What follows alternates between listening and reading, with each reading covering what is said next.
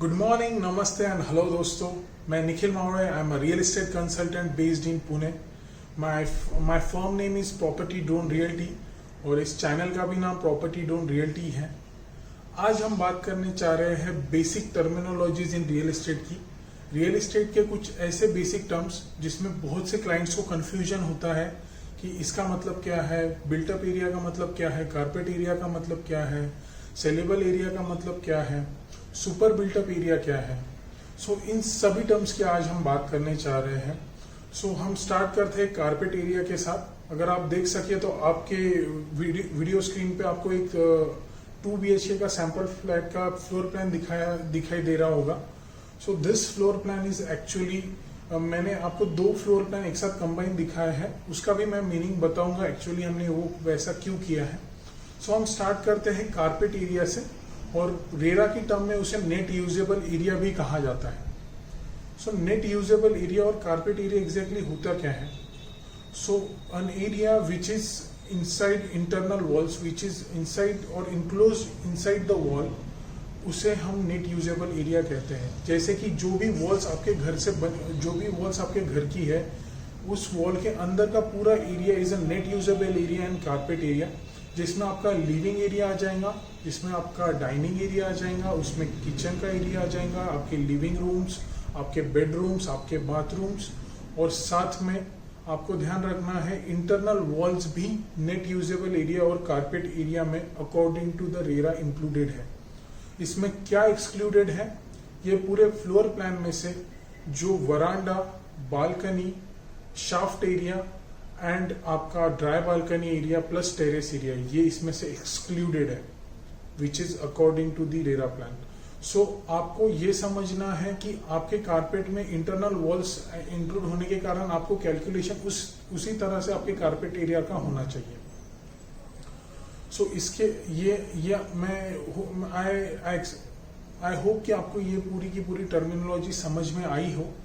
अगर और इसमें आपको और सिंप्लीफाई करके अगर मैं बताऊं तो जिस एरिया को आप यूज कर सकते हो, जिस एरिया पे आप पैर रख सकते हो, या फिर आप एग्जांपल के तौर पे ले लीजिए कि अगर कोई एरिया है और अगर कोई घर है और उसमें अगर मुझे उसे पूरे घर में अगर मुझे कारपेट बिछाना है, कारपेट घर के हर एक चीज के ग्राउंड को टच करता है और पूरे घर पे अगर बिछाया जा सकता है, वो टोटल कारपेट मतलब कारपेट एरिया होता है, जहाँ पे आप यूज कर सकते हो, टच कर सकते हो, पैर रख सकते हो, कोई चीज सामान रख सकते हो, that is total carpet area.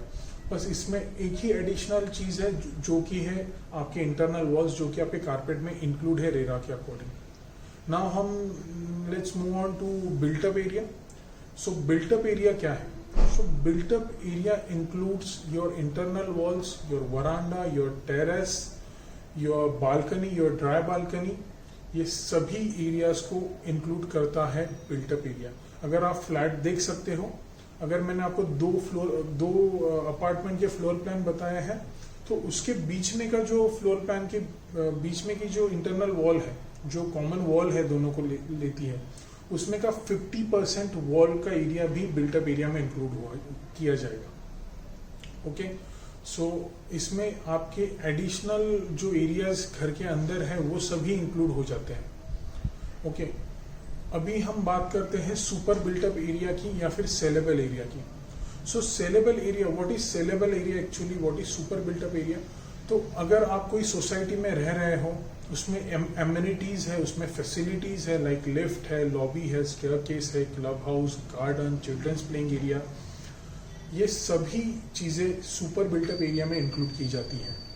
अगर फॉर एग्जांपल अगर आप कंसिडर कीजिए, अगर if you are living in a society जिसमें 10,000 स्क्वायर फीट की आपको ये सब एमिनिटीज है, ये सब एरियाज आप फैसिलिटीज में 10,000 अगर स्क्वायर फीट की है और वहाँ पे 100 फ्लैट्स हैं, 10,000 डिवाइड बाय 100, अराउंड आपका जो सुपर बिल्टअप एरिया है वो 100 स्क्वायर फीट आ जाएगा, और वो 100 स्क्वायर फीट आप बिल्टअप एरिया में अगर ऐड कर लोगे तो that will be a super built-up area. ठीक है, उससे ही आपका लोडिंग और ये सब कैलकुलेट होगा।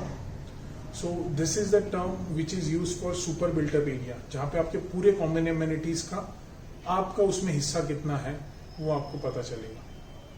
इसके बाद हम बात करते हैं बाकी टर्मिनोलॉजीज की, जिसमें इंक्लूड होता है, जैसे कि आपको पता है ड्राई बालकनी। सो ड्राई बालकनी यानी किचन से लग के जो एरिया है, जहाँ पे आप वॉशिंग मशीन रखते हो, आपके बर्तन धोने के लिए बेसिन रहता है अलग से, that is a dry balcony. जहाँ पे आप कपड़े सुखाने के लिए डालते हो, that is called as dry balcony.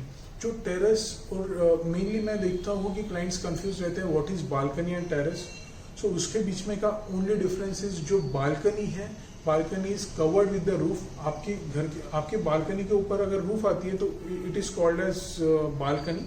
Basically आपके अगर गैलरी के ऊपर रूफ आती है तो it is called as balcony, और अगर वो पूरा आपको ओपन टू स्काई है so it is called as terrace. That is the only difference between balcony and terrace. इसके अलावा मैक्सिमम टर्म्स मैंने आपको क्लियर कर दी है। जो मैक्सिमम टर्म्स लोगों को जाननी रहती है वो इस सभी वीडियो में है। इसके अलावा अगर आपको और कुछ भी जानना हो तो you can comment down below. मैं उन सभी क्वेश्चन के आंसर देने का कोशिश करूंगा। उसके लिए मैं आपकी खुद की पर्सनल स्टडी भी करूंगा। इसके अलावा मैं अभी हर वीक अपने नए न्यू वीडियोस के साथ आऊंगा, जिसमें आपको मैं पूरी तरह से एजुकेट करूंगा रेरा के टर्मिनोलॉजीज के बारे में, रियल एस्टेट मार्केट ट्रेंड्स के बारे में, और बाकी बहुत कुछ नई चीज़ों के बारे में जो रियल एस्टेट में आते रहती है।